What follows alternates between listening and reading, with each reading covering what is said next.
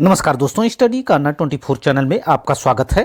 आज हम केबीएस की एक इम्पॉर्टेंट क्लास लेके आए हैं जिसमें हम पेडागॉजी वाले पोर्शन को कवर करेंगे। यह क्लास टीजीटी, पीजीटी, पीआरटी के लिए बहुत ही इम्पॉर्टेंट है। इसमें हम यूनिट वाइज चर्चा करेंगे। लगभग एक यूनिट में 2 क्लासें होंगी। तो आज हम पहली यूनिट देखेंगे, अंडरस्टैंडिंग द लर्नर, अधिगमकर्ता की समझ, जिसमें हम concept of growth, maturation and development को देखेंगे। यदि आप हमारे चैनल पर नए हैं तो हमारे चैनल को जरूर सब्सक्राइब करें। इसके अलावा हमने टेलीग्राम चैनल बनाया हुआ है।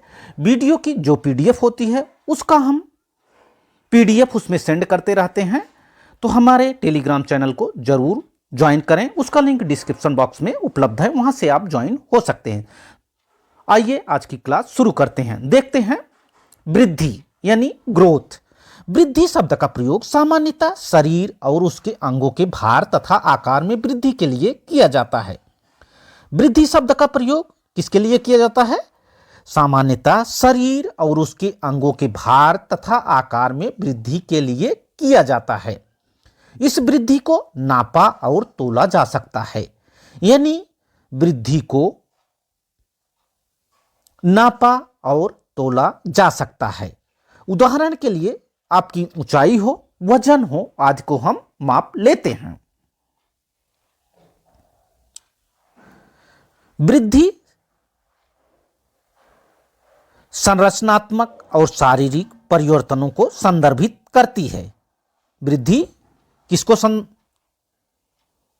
संदर्भित करती है? संरचनात्मक और शारीरिक परिवर्तनों को संदर्भित करती है। इस प्रकार वृद्धि का तात्पर्य संपूर्ण या उसके किसी भाग के भौतिक आकार में वृद्धि से है और इसे मापा जा सकता है। वृद्धि को मापा जा सकता है।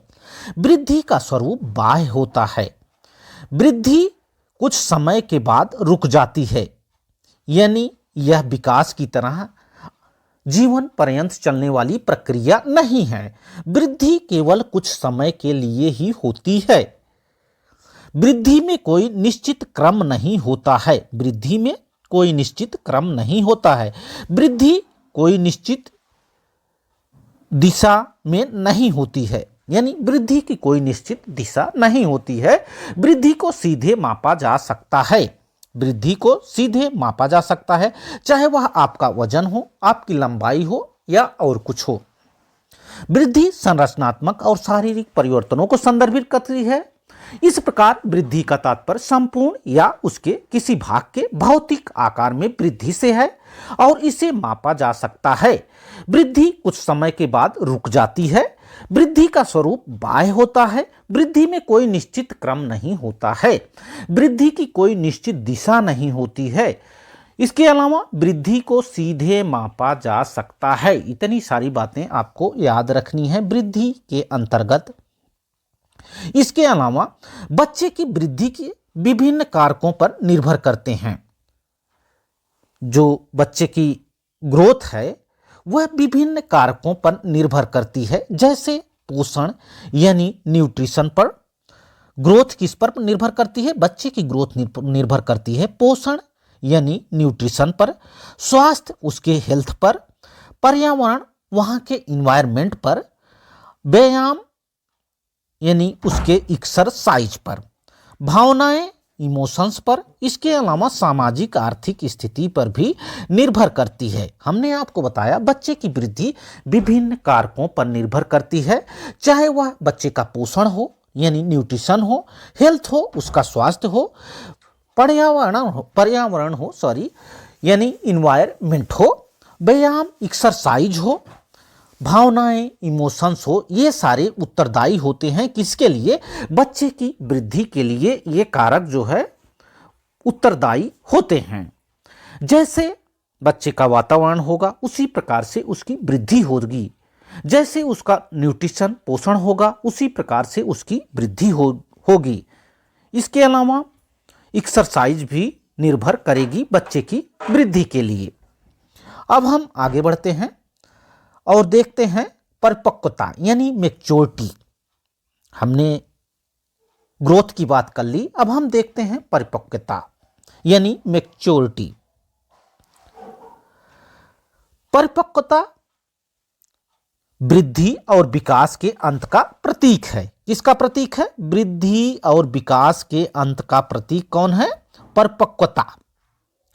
विकास के कुछ पहलुओं में संरचना और कार्यों की परिपक्वता कम उम्र में आती है, जबकि दूसरे में यह बाद में आती है। दूसरे में यह बाद में आती है। विकास के कुछ पहलुओं में संरचना और कार्यों की परिपक्वता कम उम्र में आती है, जबकि दूसरे में यह बाद में आती है। परिपक्वता का अर्थ स्वाभाविक विकास से है। परिपक्वता का अर्थ किससे है? स्वाभाविक विकास से है। आयु और बुद्धि के साथ साथ बालक के अंग प्रत्यंग का विकास होता जाता है, और केवल शारीरिक विकास ही नहीं होता बल्कि मानसिक विकास भी होता है। इस स्वाभाविक विकास के परिणाम स्वरूप उसके व्यवहार में भी परिवर्तन होने लगता है। यानी जब मैच्योरिटी आएगी तो बच्चे के विकास में भी, उसके स्वभाव में भी क्या होगा? परिवर्तन आपको दिखेगा। परिपक्वता सीखने से आती है। कैसे आती है? सीखने से आती है। इस अवधारणा का संबंध व्यक्ति के अंदर और बाहर की शक्तियों के साथ, यह एक शारीरिक प्रक्रिया है। कैसी प्रक्रिया है? परिपक्वता एक शारीरिक प्रक्रिया है। यह सीखने से आती है। इस अवधारणा का संबंध व्यक्ति के अंदर और बाहर की शक्तियों से है।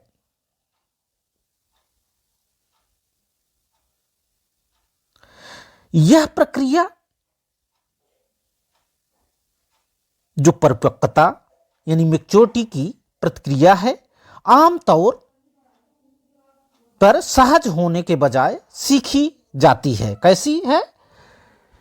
सीखी जाती है और किसी की उम्र से निर्धारित नहीं होती है। किसी की उम्र से निर्धारित नहीं होती है। हमने आपको बताया परिपक्वता का अर्थ स्वाभाविक विकास से है। आयु और बुद्धि के साथ साथ बालक के अंग प्रत्यंग का विकास होता जाता है, और केवल शारीरिक विकास ही नहीं होता है बल्कि मानसिक विकास भी होता है। इस स्वाभाविक विकास के परिणाम स्वरूप उसके व्यवहार में भी परिवर्तन आते हैं। इतनी सारी बातें आपको याद रखना है मैच्योरिटी यानी परिपक्वता के अंतर्गत। अब हम बात कर लेते हैं विकास यानी डेवलपमेंट की। अब हम बात करते हैं विकास यानी डेवलपमेंट की। विकास की प्रक्रिया बालक की गर्भावस्था से लेकर जीवन पर्यंत एक क्रम से चलती रहती है तथा प्रत्येक अवस्था का प्रभाव दूसरी अवस्था पर पड़ता है। विकास की प्रक्रिया बालक की गर्भावस्था से लेकर जीवन पर्यंत तक चलती है। कैसी चलती है? एक क्रम से चलती रहती है तथा प्रत्येक अवस्था का प्रभाव दूसरी अवस्था पर पड़ता है। विकास में एक निश्चित क्रम होता है। विकास में एक निश्चित क्रम होता है, जबकि ग्रोथ में कोई क्रम नहीं होता है। विकास यानी डेवलपमेंट की एक निश्चित दिशा होती है। विकास का कोई ना कोई लक्ष्य होता है। विकास का कोई ना कोई लक्ष्य होता है। विकास एक निश्चित क्रम में होता है। विकास एक निश्चित दिशा में होता है। विकास का सीधा मापन संभव नहीं है। बुद्धि को सीधे नहीं मापा जा सकता है। विकास का मापन सीधे संभव नहीं है। जिस प्रकार से हम ग्रोथ को माप लेते हैं उस प्रकार से सीधे मापना संभव नहीं है विकास को। विकास की प्रक्रिया बालक की गर्भावस्था से लेकर उसके जीवन पर्यंत तक यानी मृत्यु तक चलती रहती है। प्रत्येक अवस्था का प्रभाव दूसरी अवस्था पर पड़ता है।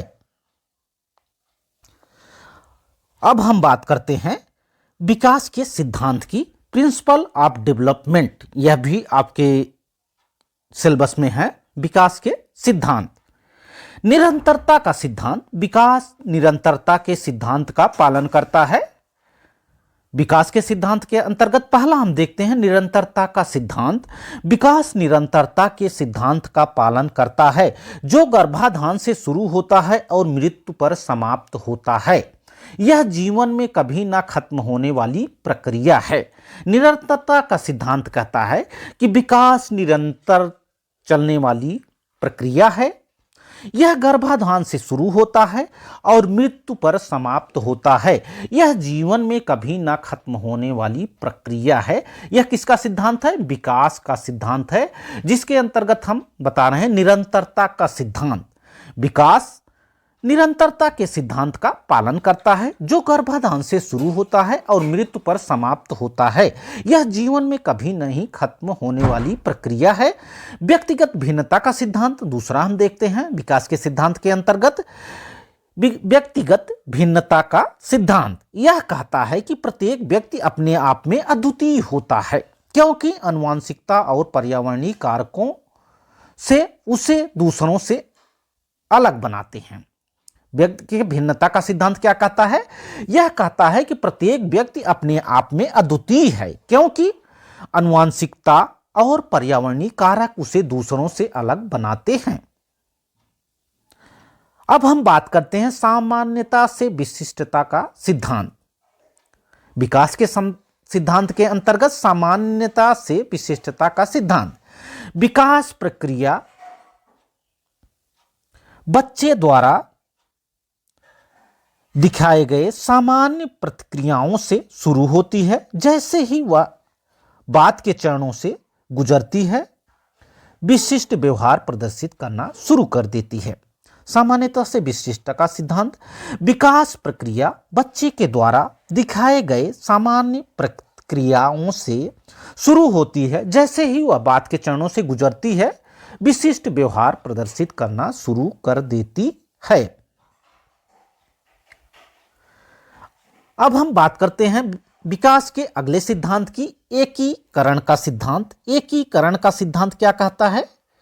एकीकरण का सिद्धांत विकास के विभिन्न पहलुओं जैसे शारीरिक, मानसिक, भावात्मक, सामाजिक और नैतिक एकीकरण को संदर्भित करता है। विकास का एकीकरण सिद्धांत विकास के विभिन्न पहलुओं जैसे शारीरिक, मानसिक, भावात्मक, सामाजिक और नैतिक एकीकरण को संदर्भित करता है। अब हम बात करते हैं विकास के अंतःक्रिया के सिद्धांत की। विकास के अंतःक्रिया का सिद्धांत अंतःक्रिया का सिद्धांत बताता है कि एक व्यक्ति आनुवंशिकता और पर्यावरण का उत्पाद है। दूसरे शब्दों में अंतःक्रिया बच्चे की शक्तियों के भीतर और बाहर होती है। अंतःक्रिया का सिद्धांत बताता है कि एक व्यक्ति आनुवंशिकता और पर्यावरण का उत्पाद है। दूसरे शब्दों में अंतःक्रिया बच्चे की शक्तियों के भीतर और बाहर होती है। अब हम आगे बढ़ते हैं और देखते हैं विकास के अनुक्रमिक स्वरूप के दो दिशाओं में देखा जा सकता है। विकास के अनुक्रमिक स्वरूप को कितने और अधोगामी अनुक्रम।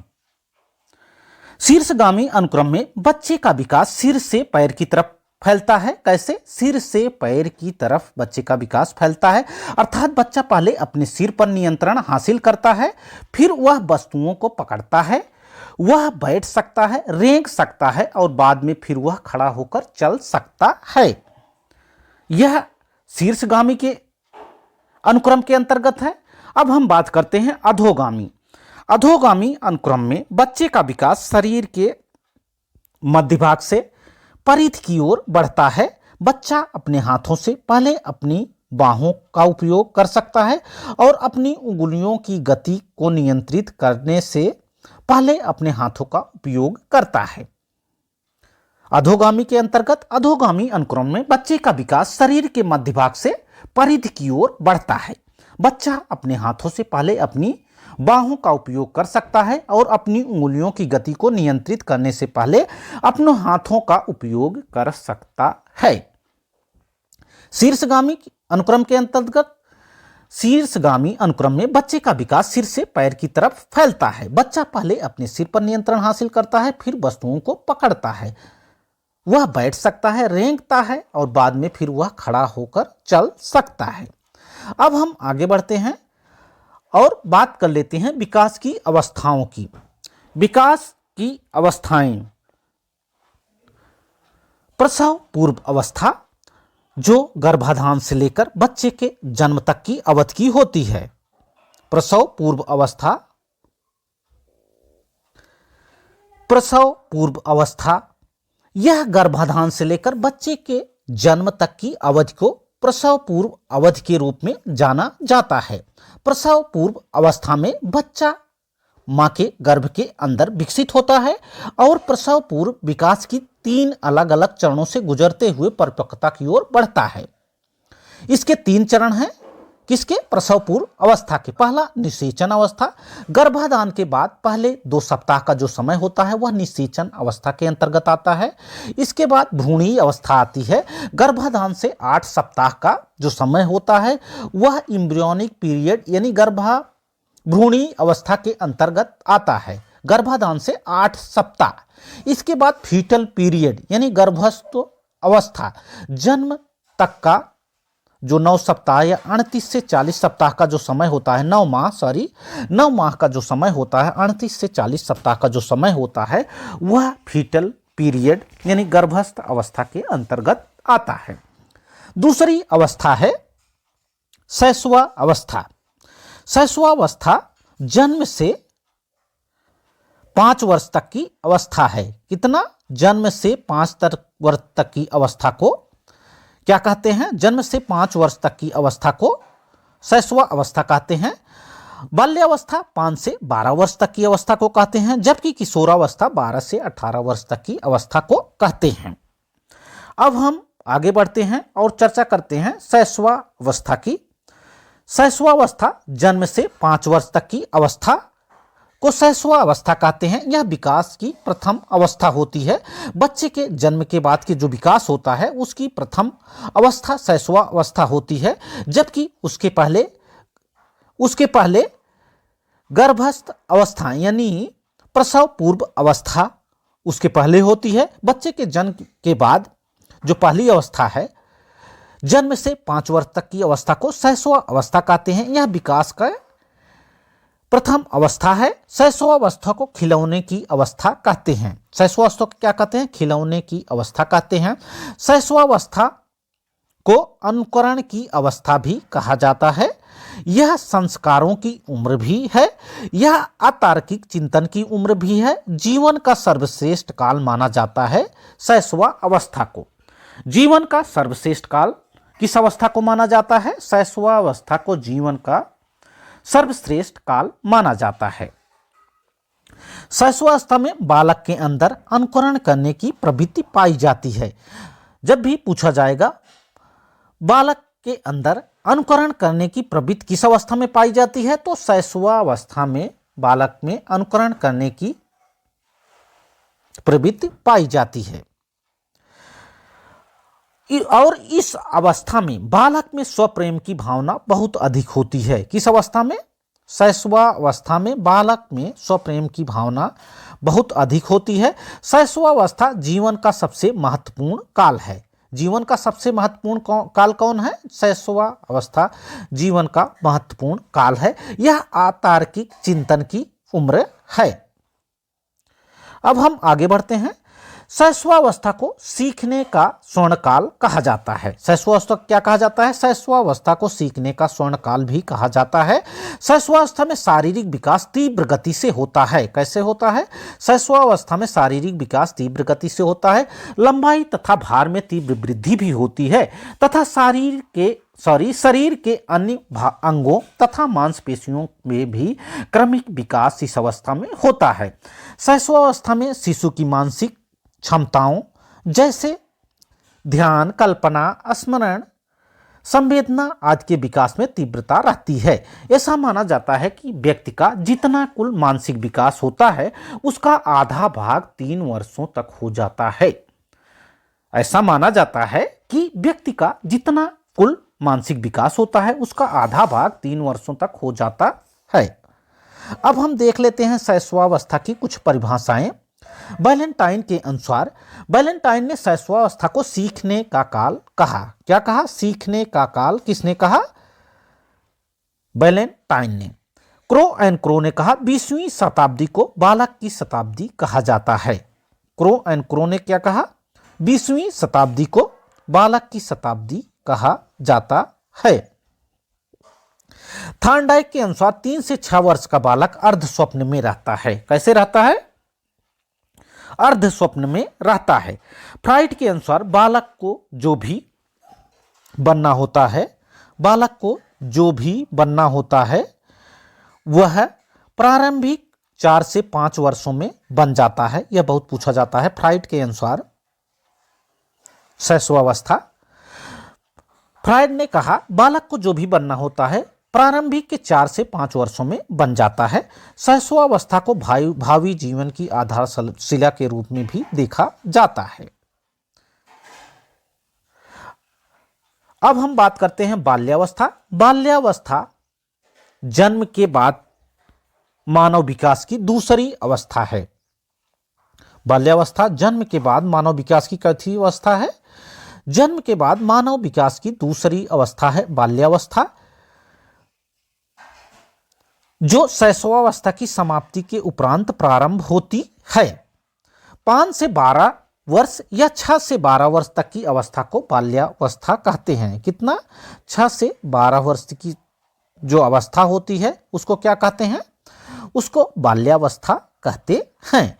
बाल्यावस्था को निम्न नामों से भी जानते हैं, जैसे समूह, दल या टोली की आय।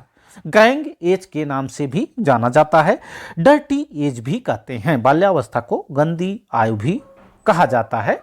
खेल की आयु यानी गेम एज भी कहा जाता है। इसके अलावा मिथ्या परिपक्वता काल, जीवन का अनोखा काल, स्फूर्ति की अवस्था, स्मार्ट एज भी कहा जाता है बाल्यावस्था को। बाल्यावस्था की परिभाषा कुछ मनोवैज्ञानिकों के अनुसार बाल्यावस्था मिथ्या परिपक्वता काल है। रास ने क्या कहा? रास ने कहा बाल्यावस्था मिथ्या परिपक्वता काल है। कार्ल ब्रूस के अनुसार बाल्यावस्था जीवन का अनोखा काल है। किलपैट्रिक के अनुसार बाल्यावस्था जीवन का निर्माण काल है।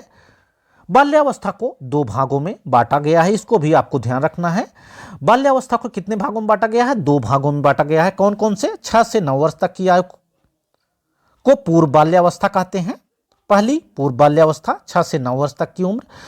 संपूर्ण बाल्यावस्था के पहले आधे वर्ष को पूर्व बाल्यावस्था कहते हैं, जबकि उत्तर बाल्यावस्था 9 से 12 वर्ष की आयु को कहते हैं। संपूर्ण बाल्यावस्था के पहले आधे वर्षों के बाद की जो अवस्था होती है उसे उत्तर बाल्यावस्था कहते हैं। बाल्यावस्था को 2 भागों में बांटा गया है। पहली 6 से 9 वर्ष तक की आयु, दूसरी 9 से 12 वर्ष तक की आयु। 6 से 9 वर्ष तक की आयु को पूर्व बाल्यावस्था कहते हैं, जबकि 9 से 12 वर्ष तक की आयु को उत्तर बाल्यावस्था कहते हैं। इतनी सारी बातें आपको ध्यान रखनी है। बाल्यावस्था की विशेषताएं हैं। बाल्यावस्था बालक की शिक्षा प्रारंभ करने की उत्तम अवस्था मानी जाती है। बाल्यावस्था बालक के शिक्षा प्रारंभ करने की उत्तम अवस्था मानी जाती है, अर्थात प्रारंभिक विद्यालय की आयु है। बाल्यावस्था प्रारंभिक विद्यालय की आयु है।